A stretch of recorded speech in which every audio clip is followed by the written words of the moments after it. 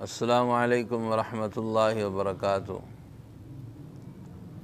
آج ہماری دوڑیں لگی ہوئی ہیں، مرد ہو عورت ہو، ہم نے دوڑ لگائی ہے ایک دوسرے سے آگے نکلنے کی، ایک دوسرے سے اچھا نظر آنے کی۔ ہم ہر کام وہ کرتے ہیں جس سے ہم دوسروں سے الگ ہو جائیں، دوسروں سے الگ اور ممتاز نظر آئیں۔ نیا فیشن اپنائیں گے، نیا فیشن اختیار کرتے ہیں تاکہ ہم دوسروں سے اچھے نظر آئیں، دوسروں سے نمایاں نظر آئیں۔ یاد رکھیں، دنیا کی نظر میں اگر ہم اچھے بن بھی گئے، لوگوں کی نظر میں اگر اچھے ہم نظر آنے لگ بھی گئے، لوگ اگر ہمیں اچھا سمجھنے لگ بھی گئے، اگر اللہ اور اس کے رسول کی نظر میں ہماری وقت نہ رہی تو اس دنیا میں اچھے نظر آنے کا کیا فائدہ۔ یاد رکھیں، یہ فیشن، یہ دنیا کو دکھانے کے لیے اللہ کو ناراض کرنا۔ داڑھی کا ہم کیا حشر کرتے ہیں میرے نوجوان بھائی، یہ اللہ کے نبی صلی اللہ علیہ وسلم کی سنت ہے، اور فیشن کے نام پر اس داڑھی کا ہم نے کیا حشر کر دیا۔ عجیب قسم کے ڈیزائن بنا دیے داڑھی کے۔ اگر آپ نہیں رکھتے تو نہ رکھیں، لیکن داڑھی کا مذاق نہ اڑائیں۔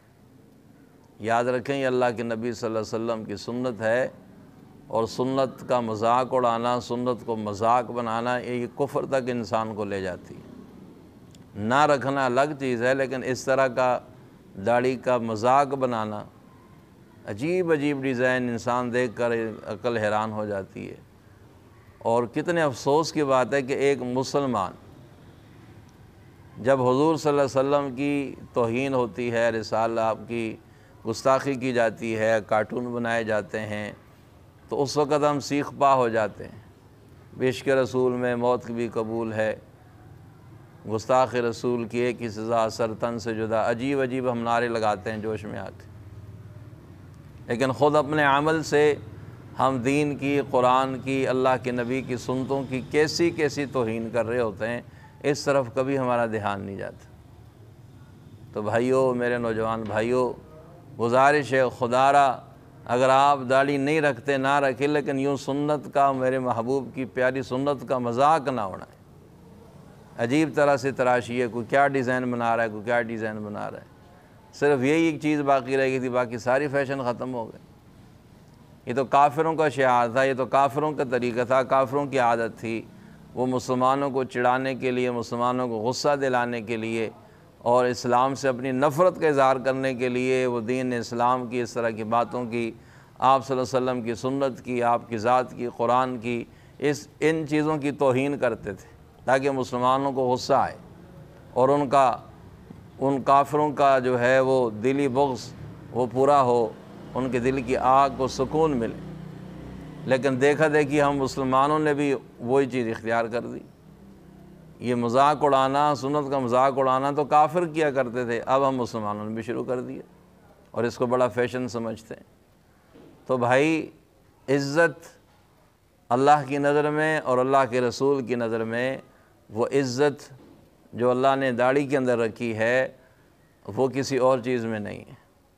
اگر یہ داڑھی رکھنا، اس سے چہرہ بگڑتا تھا، اگر اس سے کسی کے چہرے کی خوبصورتی میں کمی آتی تو اللہ کے نبیوں کی کبھی داڑھی نہ ہوتی، حضور صلی اللہ علیہ وسلم کی داڑھی نہ ہوتی۔ لیکن میرا اور آپ سب کا ایمان ہے کہ اللہ کے نبی صلی اللہ علیہ وسلم پوری کائنات میں سب سے زیادہ حسین، پوری دنیا میں سب سے زیادہ خوبصورت، حسن اور جمال کا عظیم پیکر، آپ سے زیادہ کوئی حسین نہیں، آپ سے زیادہ کوئی خوبصورت نہیں، آپ سے جیسا کسی کا جاہ و جمال نہیں، آپ کے جیسا کسی کا جاہ و جلال نہیں، آپ کے جیسے کسی کے کمالات نہیں، آپ کے جیسے کسی کی خوبیاں نہیں، آپ کے جیسے کسی کی کوئی ادا نہیں۔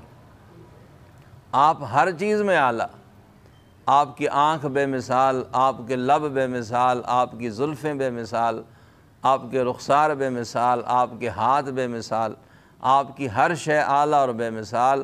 اگر داڑھی سے حسن میں خوبصورتی میں کمی آتی تو اللہ اپنے محبوب کی داڑھی نہ آنے دیتے۔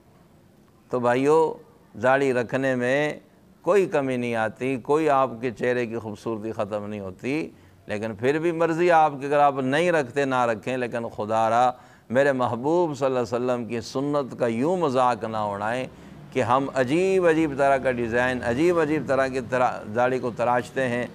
میں یہ سمجھتا ہوں کہ بلکہ میرے سمجھنے سے کیا فرق پڑتا ہے، یہ میرے محبوب کی سنت کی توہین ہے۔ اپنے آپ کو بچائیں، اس سنت کی توہین سے خود کو بچائیں، خود بھی بچیں، دوسروں کو بھی بچائیں۔ اللہ ہمیں حضور سے، اپنے محبوب سے اور اپنے محبوب کی سنتوں سے محبت نصیب فرمائے، اور حضور صلی اللہ علیہ وسلم کی سنتوں کے مطابق اللہ پاک ہمیں زندگی گزارنے کی توفیق عطا فرمائے۔